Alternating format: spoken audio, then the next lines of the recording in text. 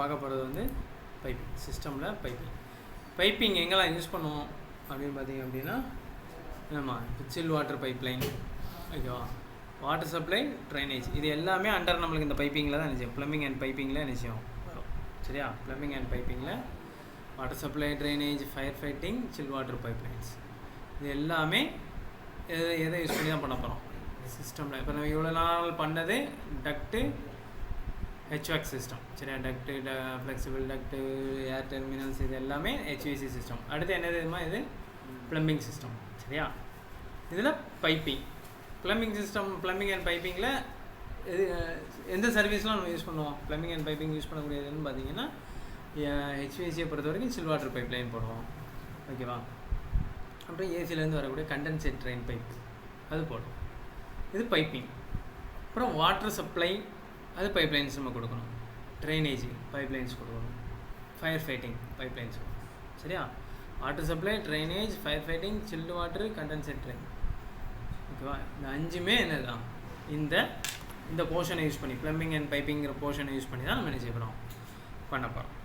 சரியா, அப்போது ரிவீட்டை பொறுத்தவரைக்கும் ரெண்டு தான், ஒன்று duct, HVAC and piping and plumbing and piping, இந்த ரெண்டை யூஸ் பண்ணி டோட்டல் மெக்கானிக்கலுமே நம்ம செஞ்சிடலாம், பண்ணிடலாம். சரியா, ஓகேவா, கேஸ் பைப்ஸ் எல்லாமே இதில் தான் காட்டிடும். ஓகேவா, இது எல்லாமே ஷார்ட்டாக இதிலே என்ன செஞ்சிடும் முடியும், ஒரே இதுதான். ஆனால் அந்தந்த சர்வீஸ் போடுறதுக்கு இப்போ அந்தந்த சர்வீஸ் வரையும் போது அதில் ஆட் ஆகக்கூடிய, இப்போ ஸ்ப்ரிங்க்லர், இப்போ ஃபயர் ஃபைட்டிங் பைப்பிங் போட்டுருவோம், அப்போ அதில் ஸ்ப்ரிங்க்லர் வரும். ஸ்ப்ரிங்க்லர் எப்படி அரேஞ்ச் பண்ணுறது? வாட்டர் சப்ளை போட்டுருவோம், அதில் வேல்வ்ஸ் வரும், அந்த வேல்வ்ஸ் எப்படி கொண்டு வர்றது? சில் வாட்டர் கொண்டு வரணும், வால் பேக்கேஜ் போடுவோம். ஓகேவா, ஸோ அதை எப்படி காமிக்கிறது? இந்த அடிஷ்னல் விஷயங்கள் நம்ம அந்தந்த சர்வீஸுக்கு உண்டானதை பார்க்கலாம். சரியா, இப்போ பைப்பிங் அப்படின்னு எடுத்துக்கிட்டோம் அப்படின்னா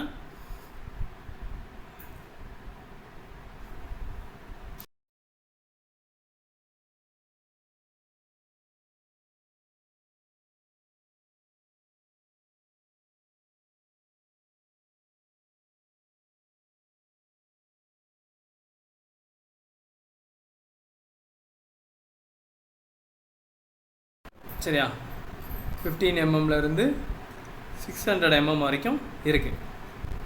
சரியாம்மா, ஸோ இந்த சைஸஸ் பார்த்தீங்க அப்படின்னா எப்படி வந்தது அப்படின்னு பார்த்தீங்கன்னா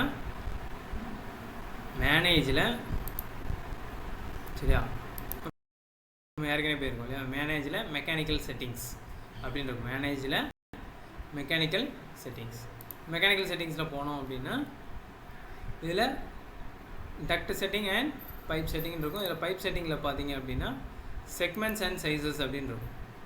இதில் என்ன பண்ணணும், நம்ம ஃபீட் பண்ணணும். இதில் பார்த்தீங்க அப்படின்னா செக்மெண்ட் அப்படிங்கிறதுல இதில் எந்த இதில் எடுத்துருக்காங்க, அண்டர் கார்பன் ஸ்டீல், ஓகேவா, காப்பர், பிளாஸ்டிக், ஸ்டெயின்லெஸ் ஸ்டீல் அப்படின்னு டிஃப்ரெண்ட் டைப்ஸ் ஆஃப் மெட்டீரியல்ஸை நம்மளுக்கு என்ன பண்ணியிருக்காங்க, ப்ரொவைட் பண்ணியிருக்காங்க. ஒவ்வொரு சர்வீஸுக்கு ஒவ்வொரு கைண்ட் ஆஃப் மெட்டீரியல் பைப்ஸை என்ன செய்வோம் யூஸ் பண்ணுவோம்.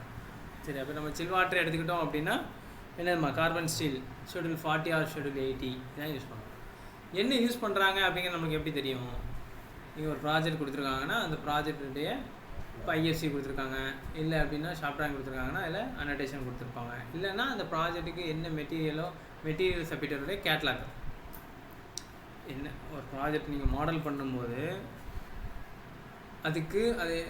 அதுக்குண்டான மெட்டீரியல் சப்மிட்டல். இப்போ நம்ம வந்து சில் வாட்டர் பைப் பண்ணுறோன்னா சில் வாட்டர் பைப் என்ன யூஸ் பண்ணுறாங்க, அது யார்கிட்ட வாங்குறாங்க, ஓகேவா, வெண்டாருடைய மெட்டீரியல் கேட்லாக் நம்மளுக்கு இருக்கும். இப்போ நான் வந்து சில் வாட்டர் பைப்பு வாங்கி மாட்டணும், அப்படி தானே? இப்போ நான் வாங்கி மாட்ட போகிறேன் அப்படின்னா யார்கிட்ட வாங்க போகிறோம் அப்படிங்கிற லிஸ்ட் இருக்கும். யார்கிட்ட வாங்க போகிறோமோ அவனுடைய அந்த மேனுஃபேக்சரருடைய கேட்லாக் இருக்கும் நம்மள்கிட்ட. அந்த மேனுஃபேக்சரர் என்ன பண்ணியிருப்பான், அந்த பைப்பு பற்றின ஷெடியூல்ஸை நம்மளுக்கு கொடுத்துருப்பான். அந்த கேட்லாகில் என்ன இருக்குமா, நமக்கு என்னெல்லாம் பைப் சைஸஸ் அவைலபிலிட்டி இருக்குது அப்படின்னு நம்மளுக்கு நிச்சயம் இருக்கும். ஃபார் எக்ஸாம்பிள்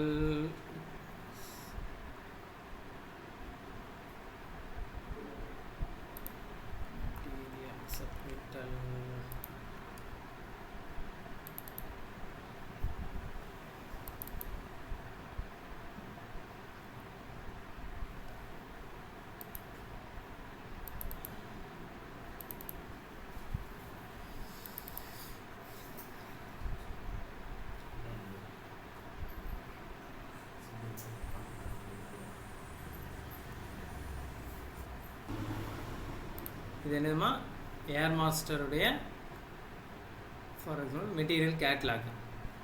அவங்க என்ன பண்ணுறாங்க அப்படின்னா ஏர் மாஸ்டர் வந்து ஏர் அவுட்லெட்டை ஃபுல்லாக மேனுஃபேக்சரிங் பண்ணுறாங்க. க்ரில்லு, டிஃப்யூசரு, ஓகேவா, இது எல்லாத்தையும் மேனுஃபேக்சர் பண்ணுறாங்க. அப்போ அவங்க மேனுஃபேக்சர் பண்ணக்கூடிய அந்த அவுட்லெட்டு, இப்போ டபுள் டிஃப்ளெக்ஷன் க்ரில்லு, இந்த க்ரில்லு என்னென்ன சைஸு அவைலபிள் இருக்குது, அவங்க என்னென்ன சைஸில் மேனுஃபேக்சர் பண்ணுறாங்களோ அதை என்ன பண்ணியிருக்காங்க அங்கே லிஸ்ட் அவுட் பண்ணியிருக்காங்க. இப்போது சிஎஃப்எம் 100 சிஎஃப்எம்மில் 200க்கு 150 சைஸு, ஓகேவா, அதுக்கு என்ன ஃபேஸ் வெலாசிட்டி இருக்கும், என்ன த்ரோ இருக்குங்கிறத கொடுத்துருக்காங்க. இதெல்லாம் சைஸ். அந்த லீனியர் டிஃப்யூசர் ஆர் க்ரில்லுடைய சைஸஸ் 200க்கு 150, 250க்கு 150 இந்த மாதிரி கொடுத்துருக்காங்க இல்லையா, இதெல்லாம் சைஸ்.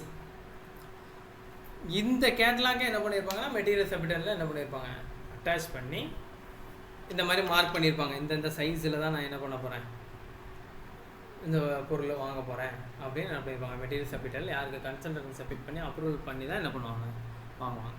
அப்போ நம்மளுக்கு இந்த மெட்டீரியல் சப்மிட்டரில் சைஸஸ் என்னென்ன சைஸஸ் அவைலபிள் இருக்கோ அது இருக்கும். இதே மாதிரி தான் பைப்புக்கு எத்தனை டயாவில் அவைலபிள் அவங்க தயாரிக்கிறாங்க. 25 mm, 32 mm, 50 mm, என்னென்ன சைஸஸ் அவைலபிள் இருக்கோ அந்த கேட்லாக் இருக்கும். அந்த கேட்லாகை பார்த்து என்னென்ன சைஸஸ் இருக்கோ அந்த சைஸஸை நம்ம இதில் ஃபீட் பண்ணுறோமா, இதில் ஃபீட் பண்ணுறோம்.